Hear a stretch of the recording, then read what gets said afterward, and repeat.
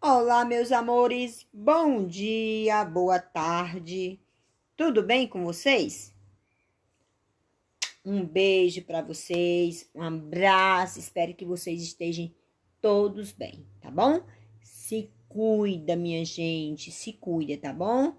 Cuidado para não ser contaminado com vírus, que ele tá aí solto, doidinho para agarrar uma pessoa que anda meio despercebida, tá bom? Então, vamos lá. Nós vamos hoje estudar geografia, tá bom? Então, logo depois que terminar essa aula de geografia, a gente vai ver aula de matemática, tá bom? Então, você abra aí no seu livro de geografia, na página 42, beleza? A gente vai fazer aqui um resumo do que vocês vão estudar, mas vocês é para abrir o livro de vocês, observar as imagens e fazer a leitura, beleza? E qualquer dúvida, vocês mandam um áudio para mim, ligue para me tirar a dúvida de vocês, beleza? Então vamos lá, para os nossos objetivos. Vocês vão ficar nessa página aqui dos objetivos, beleza? Então, no seu livro não tem, só no da tia. Aí, conhecer as principais características do relevo brasileiro. Relevo é aquela parte alto e baixo, tá bom? Que a gente chama de montanha. E identificar alguns agentes naturais modificadores do relevo. Aquilo que modifica. Uma hora o relevo está alto, outra hora está meio que planificado, uma hora está cheio de árvore, outra hora não tem árvore. Então, quais são esses agentes que modificam o relevo? Vamos também pensar sobre isso. Compreender a ação humana. A humana faz parte do ser humano, do homem, mulher, como agente transformador do relevo, né? Então, o homem, ele é um agente transformador do relevo, porque ele derruba as árvores, constrói casas, constrói rio, ponte, e aí vai com as construções que o homem vai fazendo e o relevo vai se modificando, vão se transformando. Conhecer características hidrográficas do Brasil. Hidro significa água, gráfico, aí escrita, tá bom? Então, aí vamos ver essa parte aí também.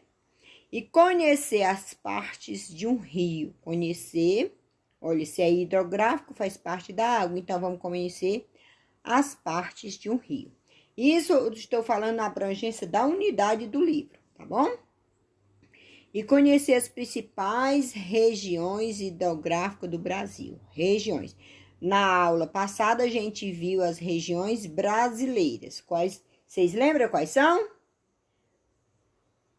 Nordeste, Norte, Sudeste, Sul e Centro-Oeste. As 5 regiões brasileiras.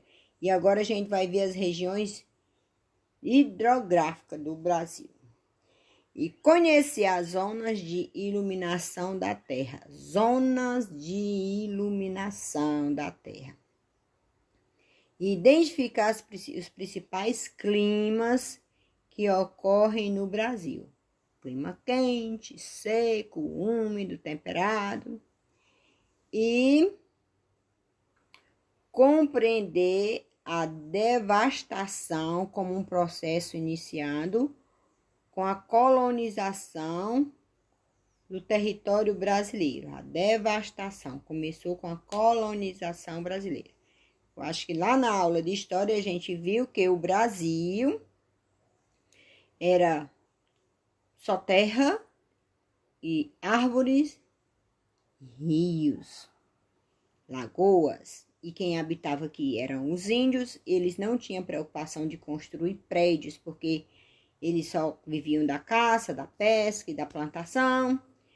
E os portugueses chegaram aqui, os franceses invadiram as terras e aí começou o processo de devastação da natureza. E compreender refletir sobre as consequências da devastação da vegetação. A gente viu que o homem tem necessidade de cortar as árvores, porém existe uma consequência com isso, né? Por isso que tem que ter o lema: construir, mas pensando no amanhã, né? Então, é aquela coisa de construir com consciência, porque senão a gente vai sofrer. Então, vejam aí que temos aí uma paisagem, né? Essa paisagem a gente pode ver que ela tá coberta de gelo. Paisagem aí coberta de gelo. E os animais, alguns animais aí, que é típico dessa região aí, comendo aí essa vegetação. Um gelo grande. Gado, vamos ler no rodapézinho aqui. Vamos ler essa legenda aí, o que é que ele diz? Gado em pastagem coberta por geada, geada que é o gelo, no município de Bonfim, na Serra do estado de Santa Catarina. Santa Catarina. E logo abaixo a gente tem o município de, deixa eu ver aqui o nome do município. Opa, minha gente, tem mania de cobrir sacrifício. Município de Paratins, do estado do Amazonas, fica aí na região norte, né? O Amazonas.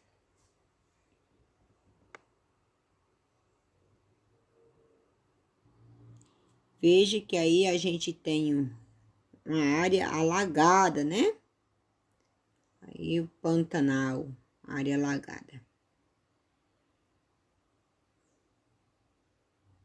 Então, passe aí na página 42, que você já vai ver aí os relevos mais altos. Aí aqui nós temos os relevos que vai mais baixo e aqui já planificado. Então, a gente chama planalto, planícies e depressões. E vamos fazer a leitura aí das legendas pra gente ler, pegar seu livro. Paisagem no Parque Nacional da Chapada Diamantina, município de Palmas, estado da Bahia. Nós já estamos na Bahia, essa região aqui. Como você já pode ver, Bahia faz parte da região Nordeste. E essa parte aqui de baixo, vamos ler a legenda. Paisagem do município de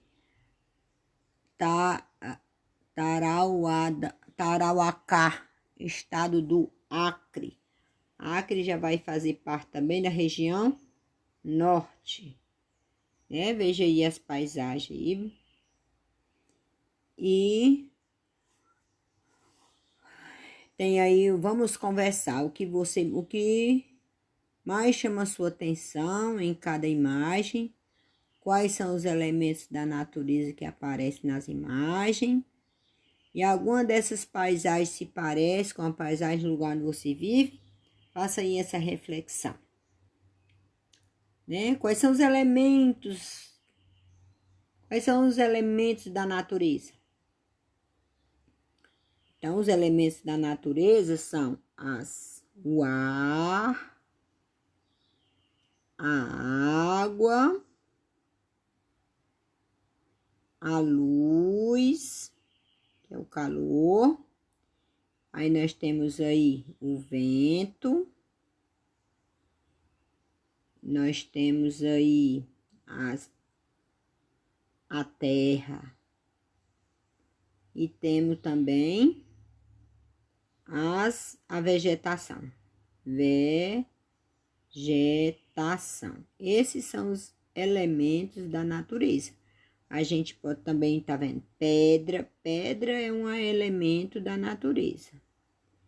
E temos aí a terra. A terra também é um elemento da natureza. E temos aí também os animais de cada região, que a gente chama os animais, a gente chama de fauna, tá bom? Fauna faz parte dos animais. E os vegetais a gente chama de flora,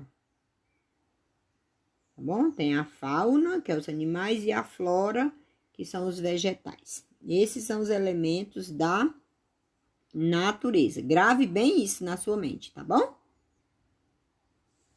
Então, nessa página aí, eu tô colocando aqui os objetivos desse estudo. Você pode dar aí uma pausa, tirar um print e para você ter noção do que você tem que aprender nessa atividade, né? Entender que o conjunto de formas da superfície terrestre compõe o relevo. Conjuntos de forma, que aí são os objetivos menores. O conjuntos de forma compõe o relevo. Quais são esses conjuntos de forma? Planalto, planícies e as depressões. Compreender os processos de erosão e decomposição. A gente vai ver também identificar as principais formas de relevo brasileiro, conhecer as características das formas de relevo, compreender as atividades humanas que alteram o relevo e identificar as principais atividades que causam essas alterações e refletir sobre o impacto das ações humanas no ambiente. São esses objetivos de estudo. Então, eu gostaria agora que vocês pausassem o vídeo, fizessem uma leitura silenciosa, tá bom? No seu caderno aí, no seu livro, certo? Aí depois vocês voltem para o livro para escutar a explicação de que há alguma coisa que porventura você não venha a compreender, tá bom? Então pause o seu vídeo e leia o seu texto. Aqui eu tô colocando para vocês várias imagens de um terremoto. Então vocês acostumados a ouvir falar em terremoto. Então tá aqui as imagens.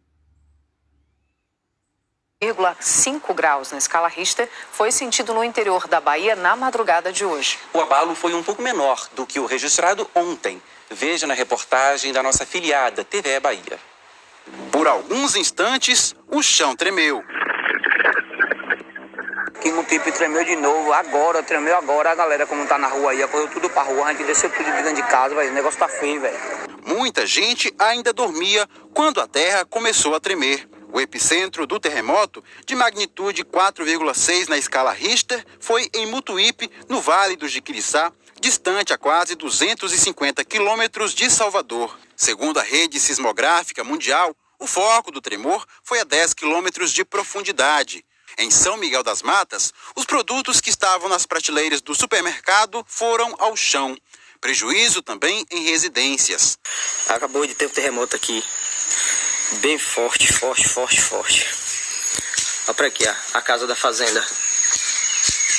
Em Amargosa, no Vale do Jiquiriçá, a população também sentiu tremor de terra. O abalo atingiu principalmente a zona rural do município. E nesta madrugada, os tremores foram sentidos novamente nas regiões de Amargosa, Brejões e Elísio Medrado.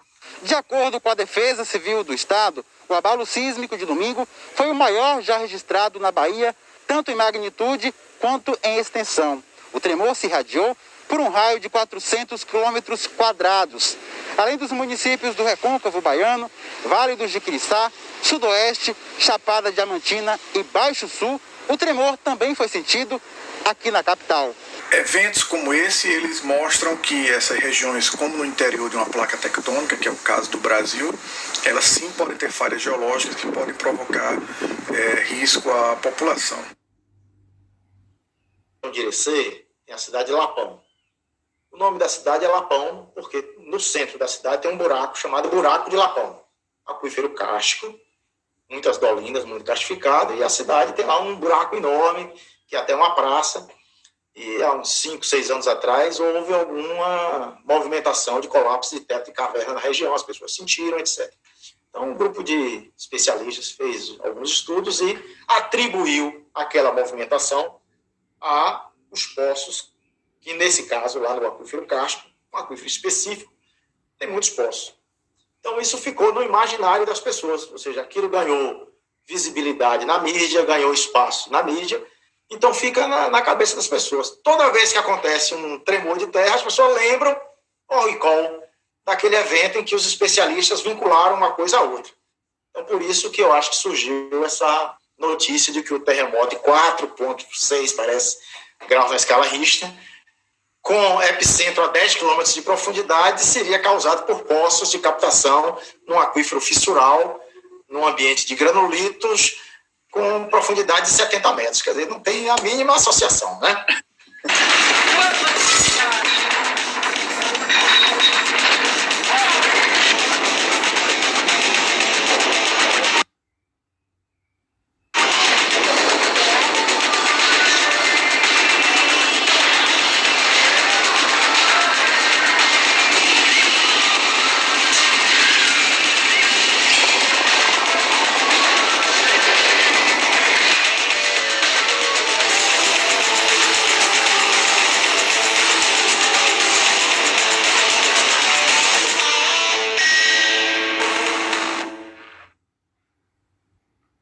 Agora a gente vai ver alguns sobre erupção vulcânica. Tá aqui só para vocês verem algumas imagens, ó, das erupções vulcânicas.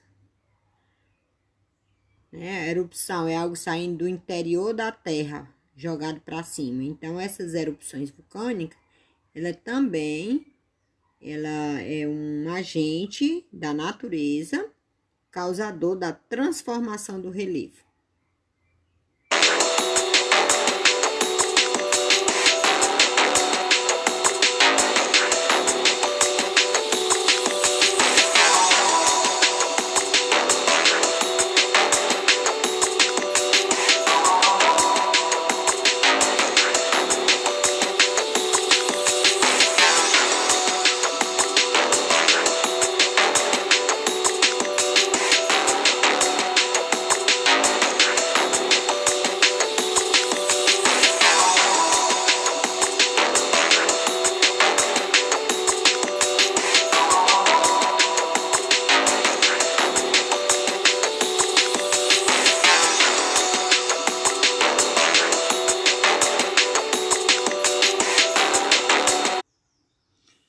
Tá aí, garotada, é só para vocês entenderem o que é uma ação da natureza transformador do relevo, que são as erupções vulcânicas e também os terremotos. Só para vocês darem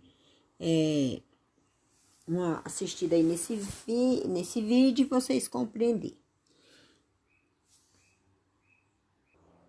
Então, quando ele diz que a formação do relevo é o resultado do processo que ocorre no interior, ou seja, dentro da Terra, nós estamos falando aí de vulcões. Tá certo? E as placas tectônicas fica no fundo do mar ou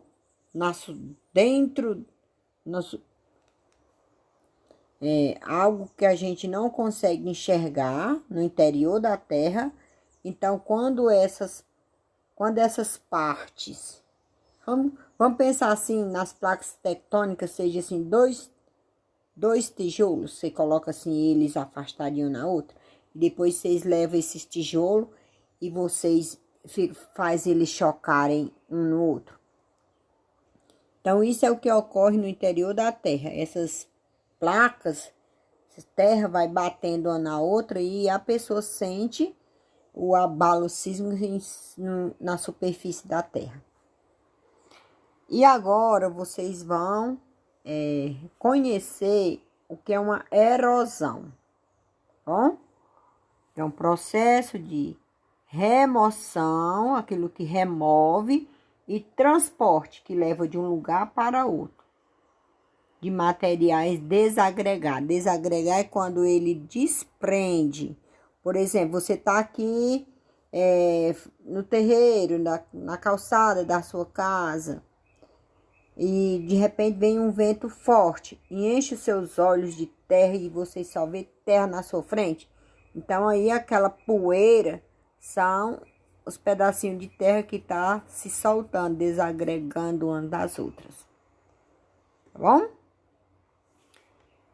E aí a palavra deposição é o processo de acúmulo. Então, quando essa terra se desagrega, de repente ela se acúmula em outro lugar, que é chamado de deposição. Certo? Aí vai formando aí os relevos. E aí a gente pode estar vendo essa imagem que vocês estão vendo aí no livro de vocês, que tá aí a palavra erosão. Aí vem o que acontece? Tá aí um relevo, né? Aí a água cortaram as árvores, removeram as árvores, aí a terra ficou nua. Vem uma chuva forte, bate em cima dessa terra que está desprotegida. Toda essa terra aí vai se desagregar das outras. E aí ela vai levando essa terra que está desagregando para essa parte, ou essa parte aqui que está toda desagregando, ela vai levar e vai acumular aqui embaixo. Ó.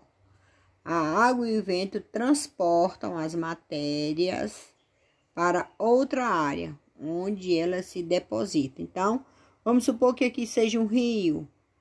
Então, essa terra aqui, ó, existe uma lei ambiental que não se pode cortar árvore dos lados do rio, mas o homem vai lá, teima e corta. Aí essa terra aqui, ó, toda desprotegida, vai ser levada tudo e vai se depositar aqui, ó. Daí a pouco essa parte aqui vai ficar plana, mais baixa, e aqui vai ficar mais altinho, porque essa terra aqui se desagregou, depois foi depositada aqui. Certo? Espero que tenham compreendido. Na página 45, nós temos relevo brasileiro. As formas predominantes do relevo brasileiro são os planaltos, as planícies e as depressões. Então, nós temos aí uma imagem onde mostra as planícies, nós temos os planaltos e as depressões, aí tá na imagem representada aí. E aí ele vai explicando o que é um planalto, o que é uma planície e o que é uma depressão. Vocês façam a leitura para que o vídeo não fique mais extenso ainda do que ele tá. Vocês leiam.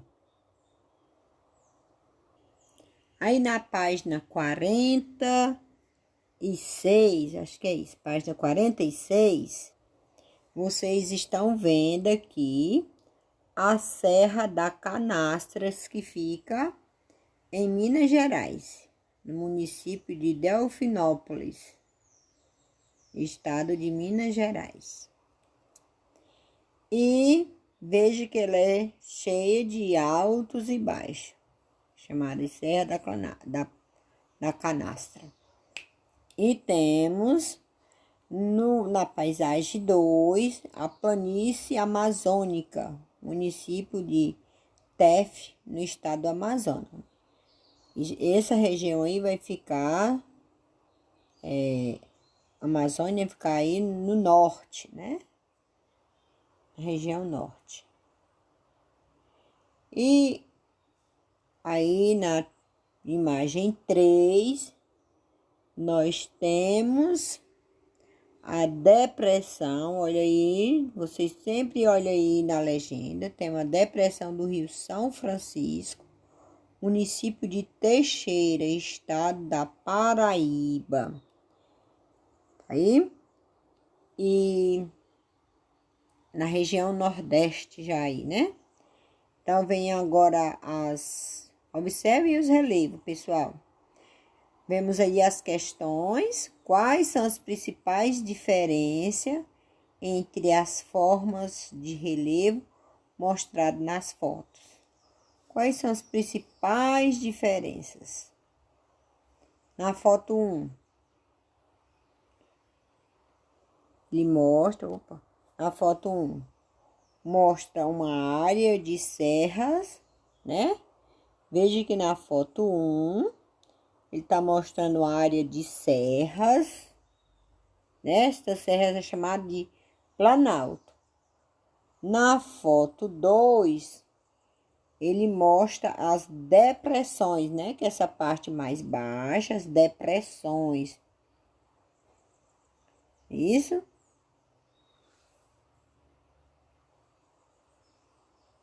Não, a foto 2 mostra... Na foto 2, desculpa aí, pessoal. Na foto 2, ele tá mostrando as planícies. Na foto 2, ele mostra as planícies, que é as terras mais baixinhas. A 1, ele tá mostrando o planalto, que é chamado de serra. Na foto 2, está mostrando as planícies, que é a parte baixa. E na foto 3, aí ele mostra as depressões. As depressões estabelecendo uma comparação entre as formas de relevo que apresenta, né? Então, as depressões. Veja que aparece aí a serra e vem as depressões.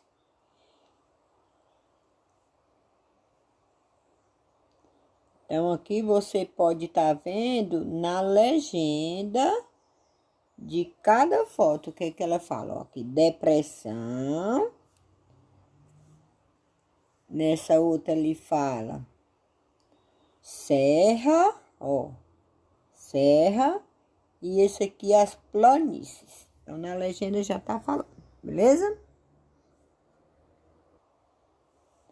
E na página 47, a gente tem aí um mapa.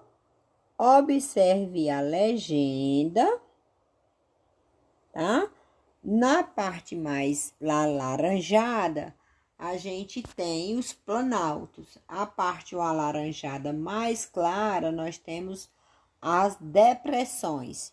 E a parte amarelada, o amarelo mais claro, nós temos a planície. Então, nós temos 3 tipos de relevo: planaltos, depressões e planície.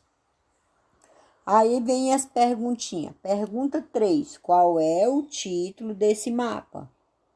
Observe aí. Brasil, relevo. Quem elaborou esse mapa? Aí você vai lá na fonte e você vai observar quem foi que elaborou, ó. Né? Jurandir L.S. Rosas, né? Esse foi tirado do livro Geográfico do Brasil, certo?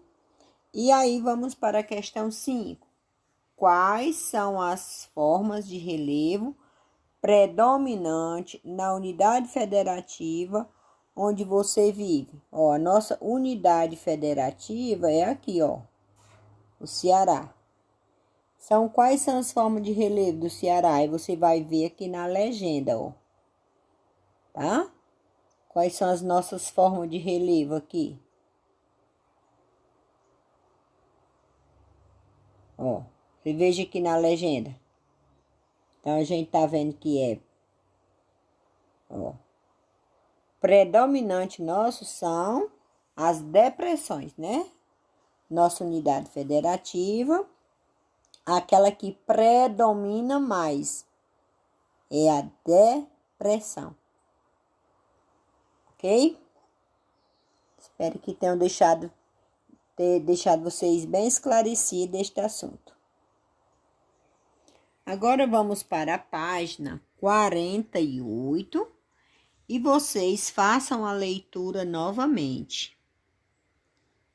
Só mude de página para ir para os exercícios quando vocês lerem, porque a intenção aqui não é resolver por resolver, é fazer você entender o lugar onde a gente vive, entender o mundo como um todo, principalmente o Brasil, que é o nosso país, e a região onde a gente mora. Então, não vão resolver a atividade somente por, resolvi. Não. O que é que ficou na sua cabecinha, na sua mente? O que é que você compreendeu de mundo?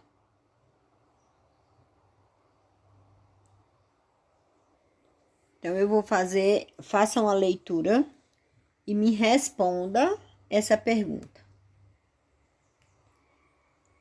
Por que as pessoas modificam o espaço onde ela habita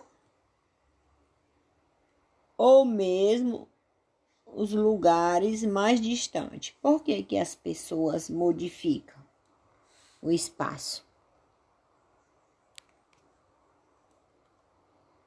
Muito bem. Quem respondeu para atender suas necessidades e seu modo de vida? Ok. Então, é para isso que as pessoas modificam. Pessoas têm necessidade de se deslocar de Mombaça para São Paulo. Fizeram o quê? Uma estrada. Então, fazendo a estrada, modificou o relevo.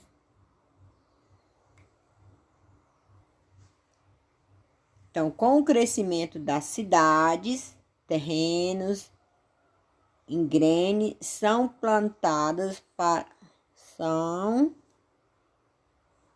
aplainados para a construção de moradias e vias. Via quer dizer estradas, lugares onde os carros passam, onde as pessoas passam. Via, lugar de circulação. Para construir túneis e estradas em áreas de serra, por exemplo, geralmente são cortados trechos em suas encostas.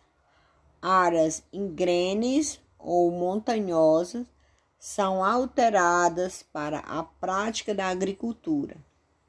Nessas áreas é comum construir degraus que facilitem a preparação da terra, o cultivo e a colheita. As atividades de minerações também alteram o relevo, geralmente para extrair os minérios, e é preciso escavar grandes áreas, deixando buracos e alterando a paisagem local. Então, o ferro, o ouro, as pedras preciosas, tudo isso é extração de minério, extrair, é tirar. Então, veja aqui nessa legenda o que ela está falando. Garimpo de ouro em Serra Pelada, no estado do Pará. Na década de 1980, para extrair o ouro, garimpeiros cavaram a Serra Pelada. Com a escavação, a serra foi destruída. Em lugar, formou-se grandes, profundos buracos, atualmente cheio de águas de chuva. Então, tá aí, o homem modifica a paisagem onde ele o relevo, né? Através das suas ações. Agora vamos para a página 50. Desculpa, 49. Gosto sempre que vocês façam a leitura das legendas, porque a legenda sempre fala da foto. Então, faça a leitura da legenda.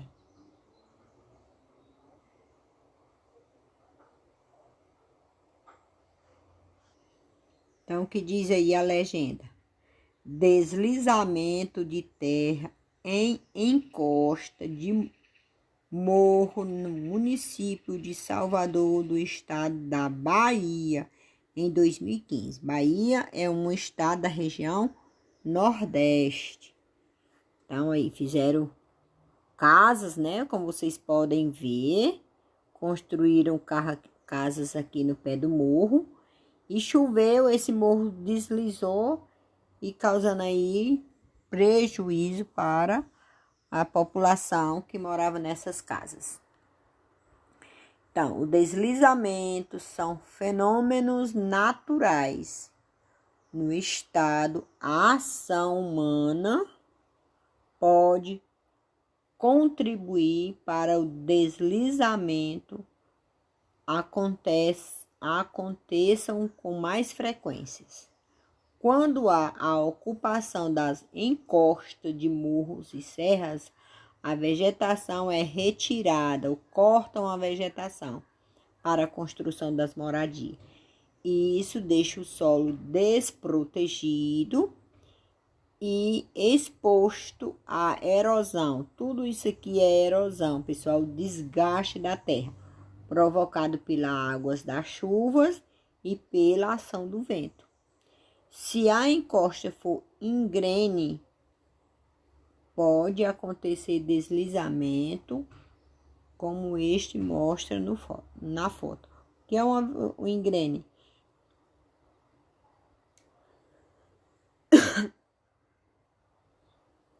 Trago aí para vocês o significado de íngreme, que é extremamente inclinado com relação ao plano horizontal,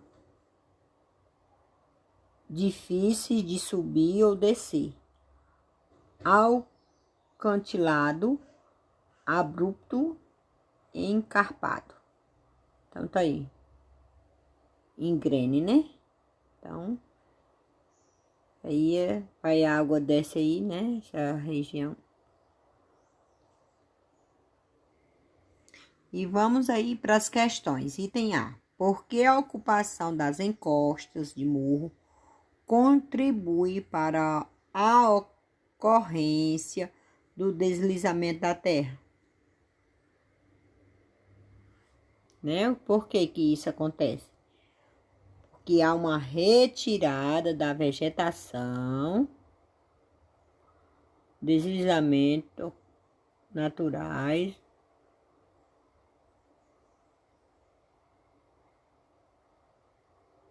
então, tá aí, o que é que vocês podem colocar? Uma retirada, né, da vegetação e deixa o solo desprotegido, né?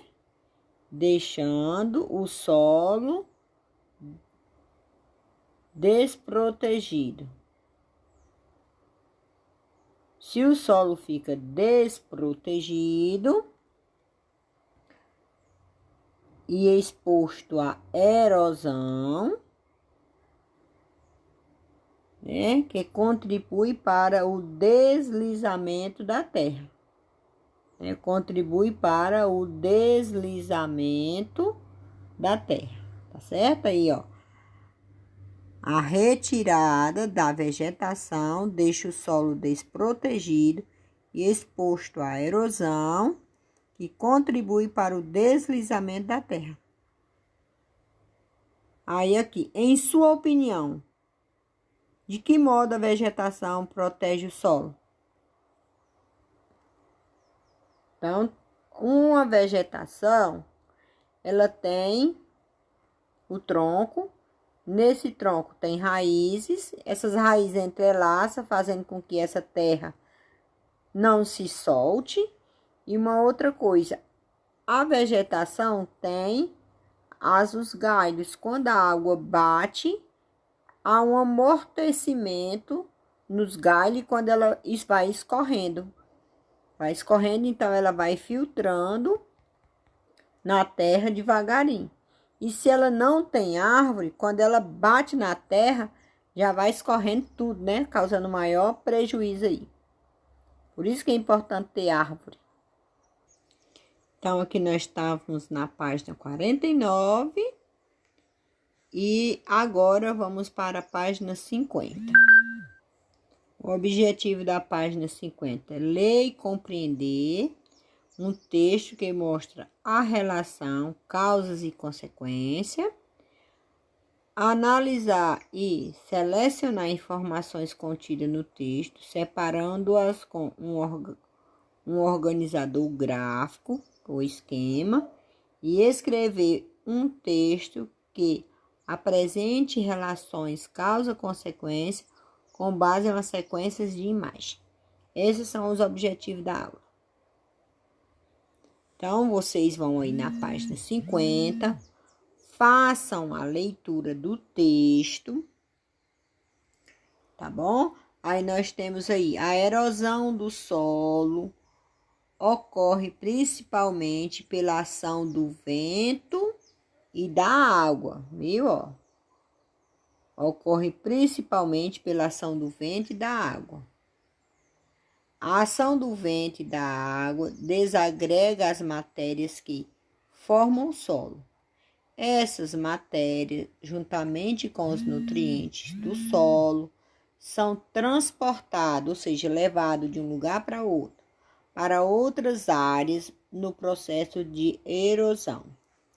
Quando a vegetação é retirada do solo, fica exposto. Quando a vegetação é retirada, o solo fica exposto à ação da água e da chuva. Ao escoar, a água leva partículas do solo, erodindo-o. Por isso, podemos dizer que o desmatamento também provoca a erosão do solo. Por isso, quais são as causas, os agentes causadores da erosão? A ação do vento, da água, do sol e do homem. Esses são os principais agentes causadores que contribuem para a ação da erosão. Ação do vento, da natureza, a ação do vento, da água e do calor causado pelo sol. E do homem. E o homem, através das ações dele. Então, tá aí o que vocês podem estar observando. Uma grande erosão, tá bom? Então, a erosão aí. Aí, leia a legenda. Entre as consequências da erosão, destaca-se a formação de buracos, essas consequências, formação de buracos e fendas. E a perda de sua fertilidade. Porque vai arrastando todos os nutrientes, a terra fica sem nutriente, então se torna infértil. Então, na página 51, nós temos aí um exercício para que vocês possam fazer. De que trata o texto? Esse texto aqui, ó, trata de quê?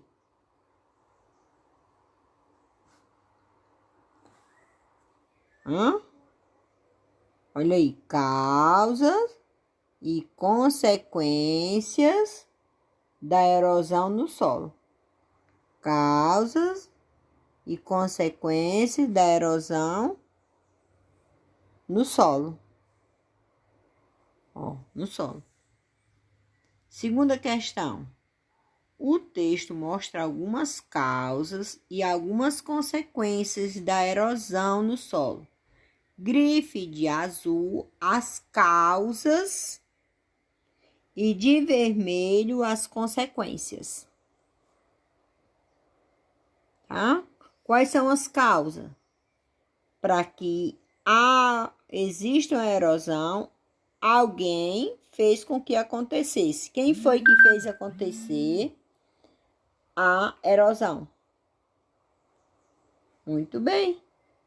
Aí você vai colocar a ação do vento, da água e o desmatamento.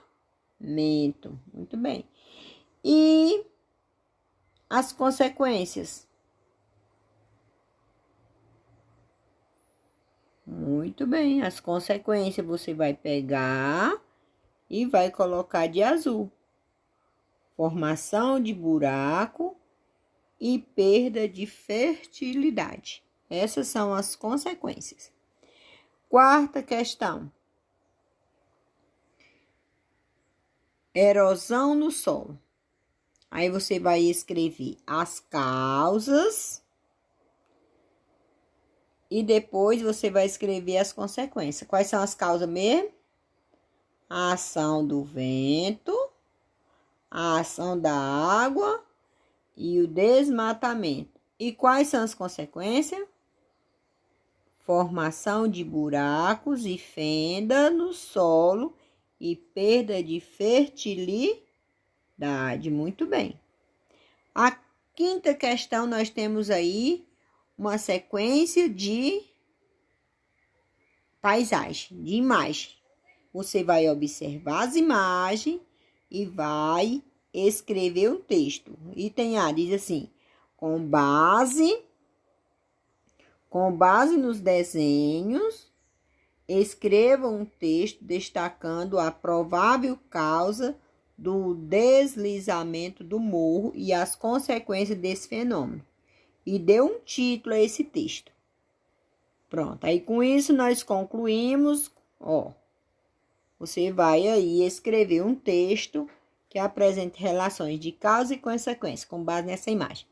Desejo a todos um bom trabalho e sucesso na aprendizagem. Um beijo, minhas queridas crianças.